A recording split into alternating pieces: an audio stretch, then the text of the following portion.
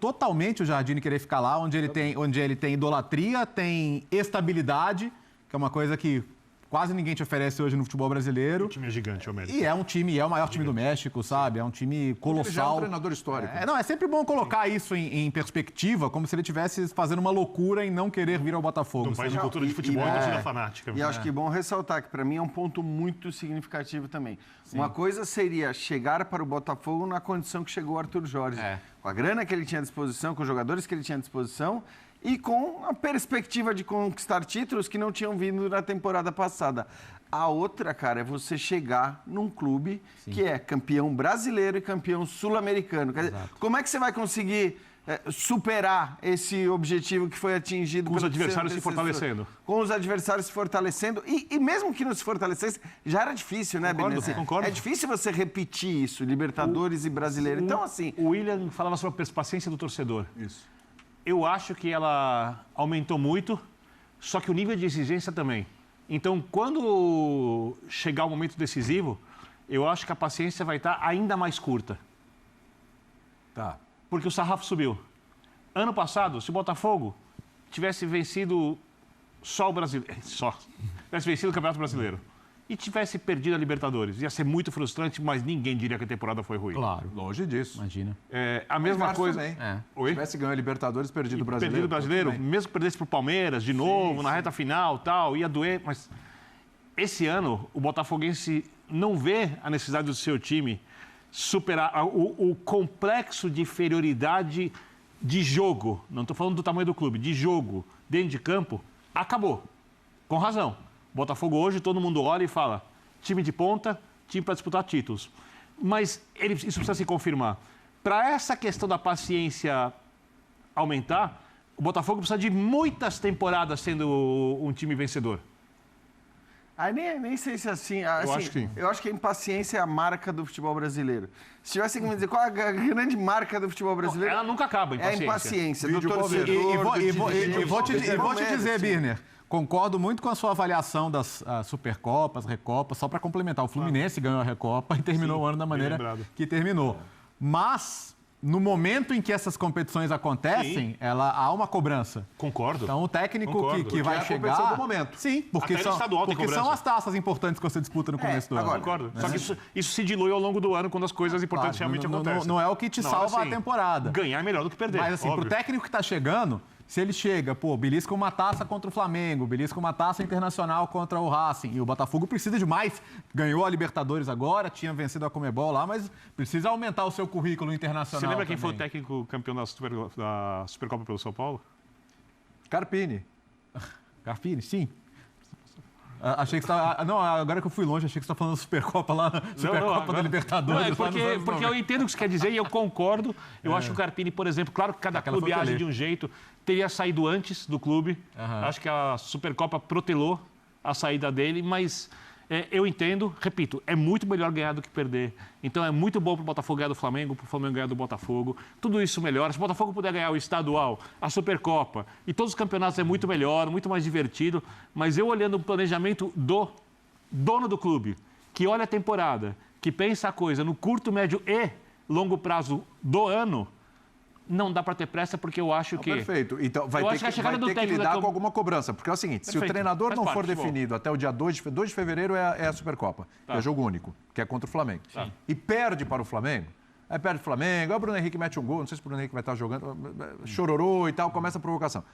Isso aí já tem um efeito no dia seguinte. Tudo bem, e se ganhar com um técnico interino, se ganhar, maravilha. Vocês vão querer efetivar o cara. É o resultado. É a história do resultado. Eu acho que assim, é o que o Bertozzi estava falando, é a questão do momento, é o que tem no momento. O técnico é o que pesa menos para a direção. Eu acho que, obviamente, o torcedor tem que ter paciência e vai ter paciência e está muito feliz, ganhou o Brasileiro, ganhou a Libertadores. Então, de fato, ninguém vai sair xingando, ninguém vai sair... Agora, sim, a impaciência é a marca do futebol brasileiro. Agora, ainda para os mais impacientes, eu acho que é preciso compreender que a não existência de um técnico nesse momento para dirigir o Botafogo não tem nada a ver com decisões do clube, não tem nada a ver com decisões do John Textor. Quer dizer, o Arthur Jorge foi embora porque ele quis, porque ele foi ganhar mais dinheiro lá fora. Então, assim, não tem muito a ver com o que o Botafogo poderia ter feito. o que poderia eventualmente começar a gerar num determinado momento. Na hora, né, para aqueles mais impacientes, na hora que chegar o momento de reclamar, ou de começar a apontar o dedo e tal, o que pode incomodar é a história da venda dos jogadores, envolvendo toda essa engenharia financeira que envolve o Lyon e tudo mais. Isso pode incomodar, mas acho que esse momento está longe e tem que estar longe. Até porque é bom lembrar, o Textor falou, né? Eu não me lembro se é ao final do título da Libertadores ou ao final do título do Brasileiro. Ele dá uma entrevista quando ele disse, e ele já deixa claro que jogadores sairiam, porque quando ele dá essa entrevista ele deixa isso claro. Ele fala: eu quero deixar claro para os torcedores que para cada grande saída teremos uma grande chegada. Então, evidentemente, o Botafogo a gente já sabia que vai se mexer nesse mercado, os jogadores vão chegar agora. Eu acho que o torcedor, aquele que quer se incomodar, eu acho que são poucos, mas no momento que chegar o momento de se incomodar, aquele que quiser se incomodar vai poder se incomodar muito mais com a venda dos jogadores, porque envolvem clubes, né, do Textor e tudo mais, do que com a ausência do técnico. A ausência do técnico foi uma decisão do Arthur Jorge, que depois de uma temporada resolveu dizer adeus. Eu acho que ele dá também com expectativas realistas, que é o Botafogo é candidato a tudo, mas repetiu ano passado. Brasileiro e Libertadores. O novo técnico pode fazer um trabalho excelente. Sim. E ainda assim é muito difícil. Veja que o Flamengo repetir. não O time pode jogar mais do que jogou nesse último ano e não ganhar. Entendeu? Então, assim, o desafio é sempre bom você ter... Um ano para o Botafogo é brigar por tudo de novo. Tentar ir mais longe na Copa do Brasil, ir bem no Brasileiro, ir bem na Libertadores.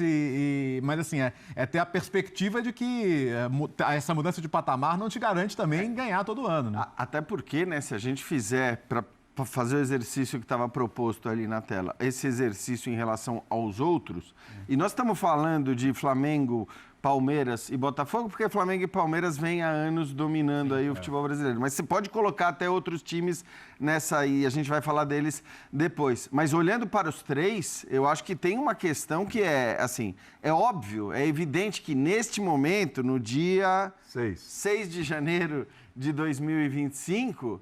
É claro que o Botafogo é o que mais perdeu, né, em relação aos outros dois rivais.